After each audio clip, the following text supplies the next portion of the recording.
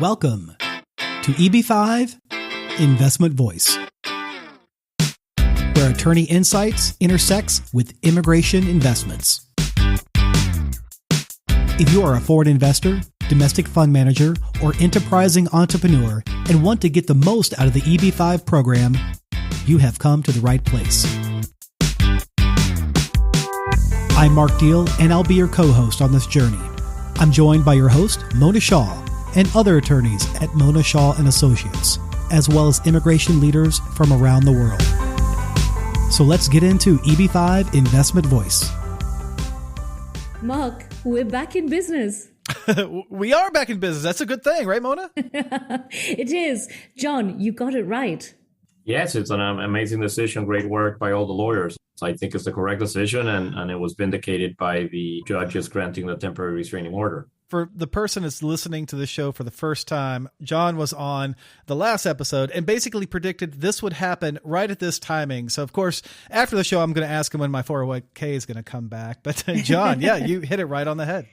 Yeah, so obviously we have John Pratt joining us back on this episode, but we also have another return guest sharing their expertise to give us some more insight into what it means to be back in business. Mark, it's a bit more than just insight. That Ron's firm are basically attorneys for the many of the parties. I didn't know that. Ron, welcome again. Thank you. It's very happy to be here. And yes, we are co-counsel for IIUSA, the Regional Center, and we're very pleased that a lot of the arguments that we made on behalf of IU were accepted by the judge and became part of his decision granting the preliminary injunction. What does that mean? I mean, it means that the regional centers are now back in business, right? Yeah, it really does mean that, Mona. So we all expected we were back in business when the new law passed, and we needed to wait 60 days for the effective date. And then we assumed on day 61, everything starts moving. And then all of a sudden, the Immigration Service did the website posting saying, too bad, all of the 630 regional centers are deauthorized.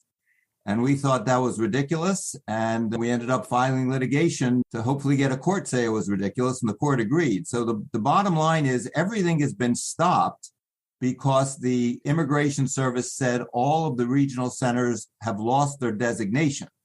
Once the court enjoined the Immigration Service from deauthorizing the regional centers, it now means we're back in business with the new law. And under the new law, every regional center now can proceed to file a project approval application, which is on Form I-956F.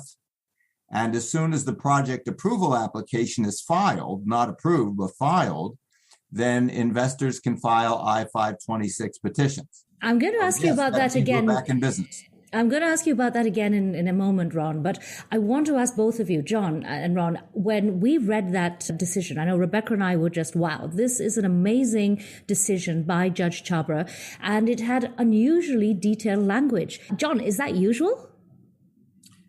Yeah, in this particular case, obviously, I think that the judge put very specific language addressing the likelihood to succeed in the merits, which indicates the likelihood to succeed in the whole case. The temporary restraining or the injunction was issued, and he was very detailed and announcing the likelihood that ultimately the case will be decided in favor of the plaintiffs, that there was the regional centers were not deauthorized in accordance with the new law, but that they have to comply with some of the integrity measures, et cetera. So the judge did an amazing job going through the different factors and why it satisfied all corners of the injunction. Ron, I thought that decision was so good that it really knocked out any chances of appeal. Well, we don't know that. I'm not going to predict what the government's going to do. They can appeal what they want, but it is, as you said, Mona, it's very unusual. The judge said, and this is an exact quote, the judge said, it's exceedingly likely, if not certain, that the plaintiff will prevail in this case. And that's way beyond what a judge needs to decide to grant a preliminary injunction. That's making it very clear that he thinks that this is an extremely strong case.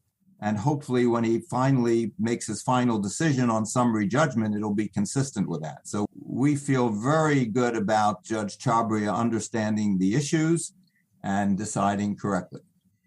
So a lot of people are asking, USCIS, what will they do now? Would either of you like to hazard a guess?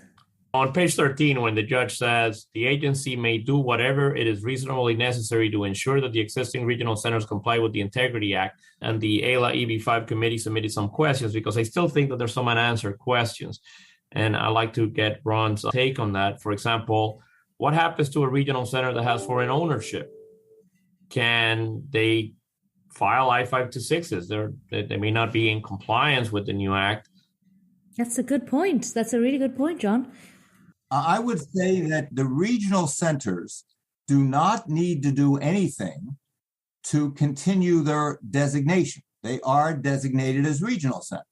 However, under the new law, they are required to comply with the new law. So if they're a designated regional center, and if they have foreign ownership, they have to divest the foreign ownership in order to be in compliance with the new law. So this decision doesn't say the new law has no impact and regional centers can totally avoid the new law. It doesn't say that at all. It just says that Congress intended this new law to be effective, and all regional centers that were approved before are still approved. And if a regional center needs to file an amendment in order to be in compliance with the new law, such as if there's going to be a change in ownership to get rid of foreign ownership, it seems to me they have to file an amendment in order to be in compliance with the Reform and Integrity Act. But the Reform and Integrity Act states that when you file an amendment, the process continues. So you can still file I-526s even while the amendment application is pending. Correct. I completely agree with everything that Ron said. What am I to do if I'm an EB5 practitioner and I have a client that wants to go forward and file an I-526 and says, okay, this is a regional center that I want to file it. This is the project that I like. And I'm just filing it for one investor, and I don't know whether that regional center does or does not have foreign ownership. Should I then, as a careful EB5 practitioner, pose a series of questions to that regional center in order for me to be sure that if I file the I-526 for my investor client, that regional center is going to be in compliance with the integrity or the new requirements under the law? I would do that if I was a careful EB5 practitioner before I say to my investor, put your $1 million or your $800,000 to do that. So I agree with everything that Ron said, but I do think that there's some unanswered questions. And as practitioners, some of the practitioners that, when you go ahead and file a relevant I-526, you're going to have to do a little bit of due diligence to ensure that I-526 will have a likelihood of being approved under the new regime. Yeah, John, I think it's perfectly appropriate to do as you said, but unless the issuer of the securities is going to commit securities fraud, they would certainly have to include in the offering documents some indication of their ownership. Obviously, if the ownership is clearly in violation of the law, they shouldn't be filing at all. And if they think there's an argument that it's not in violation of the law, presumably all of that would be included in the offering documents and part of the risk disclosures. Completely agree. It's an amazing win for the industry, and it's an amazing win for EB5. There's unanswered questions, and the AILA EB5 committee submitted a series of questions to the IPO in order to determine how USCIS is going to square the Bearing 2 decision, let me just call it the Bearing 2 decision, with the law. We also brought up in our last podcast, Ron, what would happen if Bearing 1 and to existing regional centers who don't want to be recertified? What happens then? And there are quite a few people who have already sort of decided that they're not going forward. Yeah, I think that's a very good question, Mona, and I think we don't have definite answers. So as far as I'm concerned, no regional center is required to seek designation under the new law. All right, they have their designation that they had under the old law. Now, what if you have a regional center that was designated under the old law that says, well, we have no capability to do all of this securities due diligence and to hire fund administrators and auditors, and we only have one employee and we have multiple projects and we can't do all of that. And the Immigration Service hasn't really dealt with that. They have said so far that for grandfathered investors, apparently, even if the regional center is not going to be in compliance with the new law, the grandfathered investors can still be approved, even if the regional center goes out of business. The Immigration Service has said the grandfathered investors can still be approved. I can't make any sense of that. I don't know what the basis for it is under the law. What I think you will see is that regional centers that do not want to do business under the new law, will not be doing any new projects, will not be seeking new investors, may be looking for what I might call backroom assistance to have maybe other regional centers or others who can perform the requirements under the Reform and Integrity Act for them as their back office people so that they don't have to do everything necessary to comply with the new law on their own. Ron, is that like an expansion of the old regional center franchise idea from a few years ago? Well, you could look at it that way. A lot of these smaller regional centers, what the Reform and Integrity Act does is it probably puts an end to the concept of rent-a-center, where you have like a regional center with 1 or 2 employees and 27 projects. I don't know that model is going to work under the Reform and Integrity Act. So you may have some of those regional centers who are saying, well, I'm not going to staff up in order to comply with all these new requirements, and I don't plan on doing any new projects, but I don't want to leave all of our existing investors out to dry. And what's unknown is how the Immigration Service is going to deal with that. If the regional center says, well, I'm not going to hire fund administrators and auditors and construction consultants and do securities due diligence and monitor and supervise every sale, I can't do all that. The Immigration Service, what are they going to do? Are they going to say, well, we'll still approve the investors even if you don't do that? We don't know that at this point. When USCIS issued their Q&A saying, okay, you have a pre-existing I-526 file, the Q&A was premised on the idea that there's this repeal where they said, okay, fine, we'll continue adjudicating your I-526 even if there's no designated regional center, as long as you created the jobs and the funds were properly spent, et cetera. I hope that the USCIS doesn't reverse that view, because obviously you have some regional centers that had not been terminated and they had non-compliant projects and compliant projects and starting the process of being terminated. And there was no mechanism in existence under the old rules to maybe protect some of those investors in untainted regional centers if the regional center was going to be terminated. I hope that USCIS continues that, because obviously some regional centers that have foreign ownership and nobody wants to buy them, and there's not going to be a procedure. And I would hate to see USCIS terminating those regional centers now and saying that the investors therefore could not have their I-526s adjudicated because there's no affiliation with a regional center. Yeah, what I would say is, just to make it clear, our litigation did not address any of these issues. Whatever the issues are with respect to grandfathered investors and regional centers that are not going to be filing for designation under the new law, are not going to be complying with all the new law requirements, the issue of whether grandfathered investors need a regional center, what if they have a regional center that isn't prepared to comply with all the new RIA requirements. Those were issues that existed before our litigation, that exist after our litigation, and our litigation doesn't address it. Okay, gentlemen, I have a question for you, which is really complexing all of us. So there was a webinar with the Baring brothers just a couple of days ago. And in that webinar, there was a suggestion that we did not need to, if you have a previously filed exemplar, even if it's not approved, there was no need to file a new exemplar. Now, the reason that many of us are confused about this is that even under the old rules, if there are material changes, you have to file a new exemplar. And even just the capital change amount and the TEA, those are changes in itself, material changes. So therefore, you would think that every new project would have to file an exemplar. I understand, Ron, that today you also said again that you do not need to file. So here's where I come out on that. I think this is a business decision. So let me explain. The Reform and Integrity Act, and this is something we relied on in our arguments. The Reform and Integrity Act says that if you have an exemplar petition, an I-924, that was approved before June 30, 2021, that still is binding going forward under the new law. So that would seem to say that you don't need to file a new I-956F because the I-924 exemplar is still valid. But it says that only applies if there's a bunch of exceptions. And one of the exceptions is if there's a material change. Well, then that gets us to the whole question that we've been talking about for about 20 years, which is what is a material change, which has really never been defined.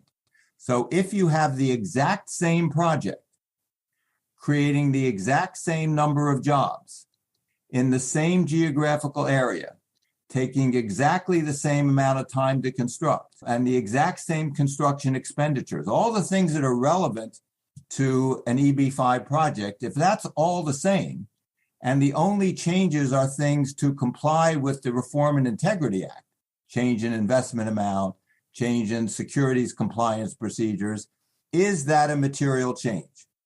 And that is a question that there's no definite legal answer to that.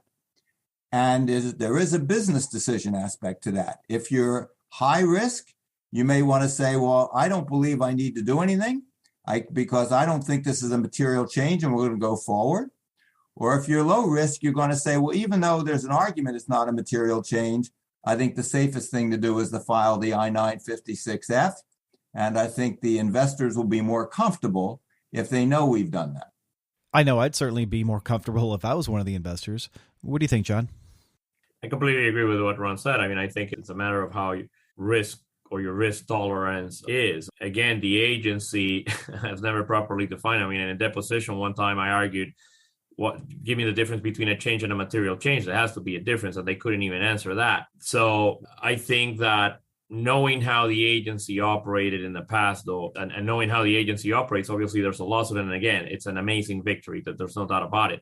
But the agency will still have to implement some issues. So the amounts change, that changes a little bit. I don't think any of these things are material under my estimation, because at the end of the day, you will be deploying EB-5 funds and you will be creating the jobs. Who cares if it was 500 and now it's 1,050,000 or 800? I mean, the bottom line is the essence of the EB-5 still in compliance, but how the agency is going to treat it, I think, you're going to have to make an educated guess based on your risk tolerance level. Well, I disagree with both of you, because I do think that the agency is going to come back and say this is in rear, and I think they want their 18,000. It's money at the end of the day. The problem, though, Mona, that I think that is, okay, whether you are risk averse or not and you go forward, because of the timing, unless they start adjudicating quicker, how the agency is going to treat that, it's to me the $1 million question, in the sense that when will you find out how they're going to treat it, unless they start announcing common sense policies with notice and comment, etc. Ron, we're not over yet, though. I understand there's a hearing on July 14th. Yeah, that will not affect the preliminary injunction in any way. The main issue for July 14th is whether to accept IIUSA as an intervening plaintiff. Okay. So up until now, IIUSA has been amicus curiae and a friend of the court, and the judge accepted our brief as amicus curiae, and when you read his decision, obviously read it carefully and accepted a lot of the points. The judge also took the unusual step of inviting us as amicus curiae to participate in the argument on the preliminary injunction. That's unusual. Now we filed a motion to intervene as a plaintiff, so that we want to be part of the case going forward into the summary judgment, and to have the effects of the summary judgment apply to the industry. And so we're seeking to intervene, and July 14th is a hearing on our motion to intervene. But let me ask you this, Ron. Even though IUSA has not been allowed as a plaintiff, the judge did issue the injunction on behalf not just of Bering, and he gave a very detailed analysis of why he did that. So the injunction already benefits the entire industry. Yeah, it may be a little less critical, because Bering was arguing that it shouldn't affect the whole industry. And we argued strenuously that it should affect the whole industry, and obviously we were successful on that. We still think it's beneficial that if we can be a plaintiff, we will be part of the summary judgment proceedings, and we think we have significant benefit we can add with the arguments we would make on summary judgment. What about the other case that was floating around, Ron, that you represented? That's a case that was filed in the District Court of the District of Columbia, where we represent 5 of the biggest regional centers, and that is still pending. We also have a motion for preliminary injunction pending and motion for summary judgment pending in that case. Obviously, the urgency of the preliminary injunction is gone, but that case is still pending. We're going to have to see how that goes and what track it takes. Let me ask you this, Ron. On that case, the issue is the same, right? Basically, the same type of bearing claim and the same type of relief, or am I incorrect? You are correct, John. John, do you think, and this is going to be a silly question, but do you think USCIS will suddenly decide that it's too expensive to read judges' opinions all the time, and they might just take notice of our opinions? No, I just don't think. We have to continue litigation. I hear what you're saying, Mona. To them, any change is a material change. They don't understand what the difference is. But I just don't have a lot of faith in the agency, and they keep getting sued and losing, and Bering's done a great job in different lawsuits, and the whole industry's been doing that. But I just don't see them, fortunately, even though we have a new administration, I don't see them becoming reasonable all of a sudden. Maybe I'm skeptical. I'm shocked, John. Are you saying that USCIS doesn't have a history of sound business practices and timely and responsive logistics? Correct. I think IUSA did a great, even before they enacted that, saying some sort of attestation system, et cetera. And they don't pay attention, it seems to me. Mm-hmm. We'll have to see whether they want to appeal it, the injunction or not. I think that if they're reading the tea leaves right, this judge basically said, you're going to lose on this issue. Yeah. Set up some common sense, reasonable procedures. Well, most practitioners have been arguing that there was no notice and comment period, which was required for every form. Are we going to see a notice and comment period here, Ron? I think that's very possible. I think when the judge talked about a reasoned decision-making process, he specifically mentioned that the Immigration Service has to evaluate any competing concerns or differing opinions. Well, I don't know how it's going to evaluate all of the competing concerns and different opinions unless it seeks comment from stakeholders on what the competing concerns are. So it seemed, and the judge specifically referenced the Administrative Procedure Act. So it seems to me that if they want to come up with procedures, that they have to follow the APA and they have to do notice and comment rulemaking. And that is with the Immigration Service usually defined by years, not by weeks or months. But John, can't they just go with good cause and implement almost instantaneously? Could the agency set up some common sense policies short of? Of course they can. That again, to me, one of the unknowns is the following. If you're a risk taker or not, they usually take the position that you have to be approvable at the time of filing, and then you cannot make any change after that. So whether you're a risk taker or not, you filed it. Then they come up with new rules and policy, notice and comment. But that takes some time. There's a period between the notice and comment, and then for them to implement it, that takes some time. So I'm allowed to file. When they do make the changes, am I allowed to amend my application to conform with their changes? I would say that would be common sense, but the agency is not common sense. I think that goes back to the earlier comment, which is it depends on a discussion with your attorney and your ability to understand risk of how aggressive or safe you want to go forward with a petition, because these petitions are pending for years sometimes before you realize that the agency doesn't want to approve it. I saw a chat group whereby some investors were saying that they thought there was going to be a lot more litigation happening and thereby they should only look at direct projects. It's obviously not the right kind of information that we want to come out, but do you guys have any comments? Well, I mean, this is not theoretical. We represent lots of investors. Yes. And, my advice to investors is nothing involved in EB-5 has no risk. But where we are right now, I think, is in terms of whether if they file a 526 now based on a regional center that has previously been designated, and if the regional center files an I-956F project application, I think it's very low risk that the investor will be denied because of some subsequent litigation. And obviously the project has to comply, and the regionals, there's a lot of compliance that has to be in order. But I do not anticipate the likelihood that any other litigation will result in properly filed 526s being denied because of retroactive application of some subsequent judicial ruling. What do you think, John? I think that obviously in the better regional centers that have more of a track record that will sure comply with the new requirements, I think that's a less risky proposition if you're going with a regional center petition rather than some of the other lesser qualified regional centers. Let me try to state it that way. Clearly, if you file a direct investment and you have the money and you will be directing that entity and so forth, it's safer, but there's risk there of businesses failing as well. So I think that's, and since the amounts are a lot higher now, 800 or $1,050,000 and the TEA stuff, that's a decision that really needs to be made between the lawyer and the investor with all the pros and cons and risk associated with that. Again, one of the things that scares me about the new law is, when do I know whether I'm in a TEA? Yeah. Yes.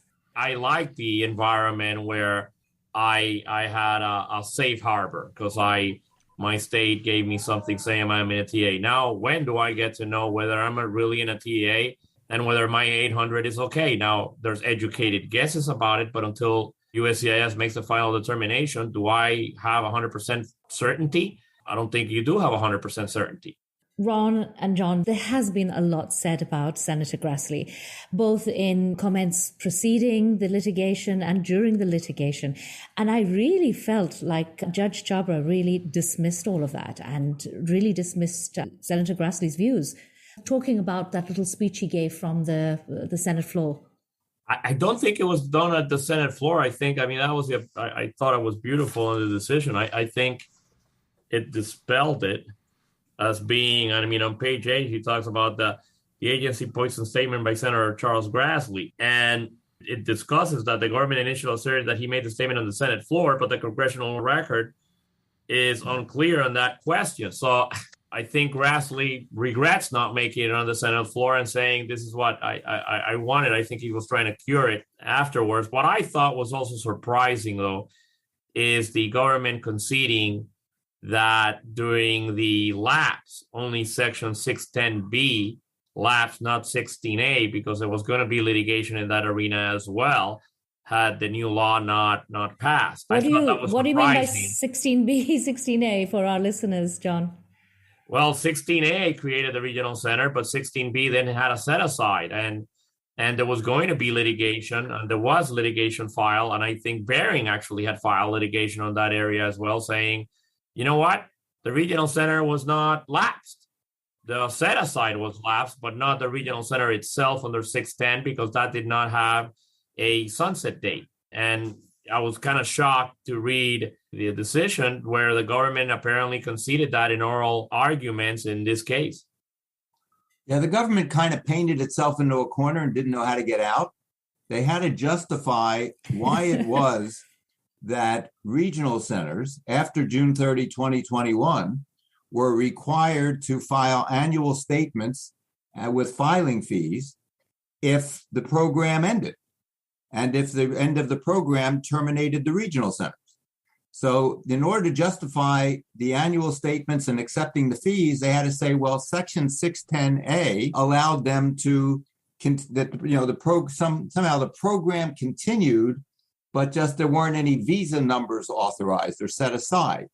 Well, so you're saying that the regional center program continued to exist, the regional centers continued to be designated after the program expired, but now as soon as Congress reauthorized the program, the regional centers lost their designation, but that's the corner they painted themselves into. I was shocked because the bottom line is this: a set aside only means, okay, there'll be 3,000 or whatever the number was that are regional center out of the 10,000 or the whole quota for EB-5. Yeah. So if 610 never ceased to exist, they still had the pull from the 10,000. Yeah, and they had no basis to refuse to adjudicate I-526 petitions. Correct. Or accept new ones, or Right. they didn't. So I was shocked of that concession. But again, that shows to me, obviously, that the agency doesn't really think through these things. And unfortunately, although I wish they'll start being more reasonable, hopefully they'll start providing more guidance in order to know what the rules of the road are, so we can properly advise people to invest and which one provides a greater likelihood of success. Ron, and of course, John, what do you suggest we tell developers who want to file new regional centers? That, to me, Mona, is pretty clear. Decision of the judge has nothing to do with that. So if you were never an approved regional center, this litigation doesn't make you an approved regional center. So the Immigration Service, under the Reform and Integrity Act, has every right to say, if you want to become a regional center, you have to apply. And they can certainly use the I-956 as that form, and that you can't proceed with filing for a project until you're an approved regional center. So I think, again, our litigation has nothing to do with that. If you want to become a new regional center, you do what we thought you were going to do anyway, which is file a 956F, not file a 956, wait for the approval, and then file a 956F for your project. I completely agree with what Ron said. I mean, I think that the scheme they devise still applies to someone that wants to do new projects and be a new regional center. I think, as the judge put it, become a member of the club. But if you're a member of the club already, obviously they have to answer some of these questions on what the policies are going to be going forward to that if you were a member of the club already, you could show compliance with the new requirements. Well, I think it's a very expensive fee for this club, but what they say is all well that ends well. Ron, John, I have nothing but respect for the talents and for the perseverance that you have as being members of this very special club. I think the gratifying part of this is that as soon as the Immigration Service decided to shut the doors on 630 businesses, we all thought that was wrong. And as lawyers, we thought that it was legally wrong. And this is a good example of where we were able to present those views, and a judge totally agreed with us. And, I'm very excited. I think that it's been a long time since the EB-5 industry has as promising a future as it has now. It's been many years where we've been dealing with 3-month extensions and 6-month extensions. And now we have a long-term extension, and we have a new law that provides lots of investor protections, which we're all concerned about also. And we have a green light from the judge to move forward. So it's an exciting time. Yeah, it's a tremendous victory for the industry of going forward, and there's a more of a clear roadmap of, for the existing regional centers and new regional centers that want to be a member of the club in order to comply and have all the new safety protections for investors and projects. Well, John Pratt and Ron Klasko, thank you so much for coming back on EB-5 Investment Voice. And thank you for fighting the good fight. Ron, I know you've been doing this for over 3 decades. Thank you both for fighting the good fight, not just for these American businesses, for American jobs, as well as foreign money coming into the United States to help fund this. I'm glad you guys fought it so it didn't shut down. It's continuing to go. So thank you for coming on the show, and thank you for all the work you do. Thank you. It's a pleasure. Thank you, guys. Appreciate it. Thank you for being with us today on EB-5 Investment Voice. The topics presented in this podcast is informational in nature and is not to be taken as specific legal advice. If you have questions on the topics presented in this episode or other investment immigration needs, please contact Mona Shaw and Associates. Mona and her attorney staff can be reached at mshawlaw.com. That's mshawlaw.com. Make sure you don't miss our next episode focusing on a different aspect of the EB-5 program by subscribing to the podcast. While you're at it, leave us a rating on iTunes. If you really found this episode valuable, share it with someone else that could benefit from this information. Until then, I'll see you on the next episode of EB-5 Investment Voice.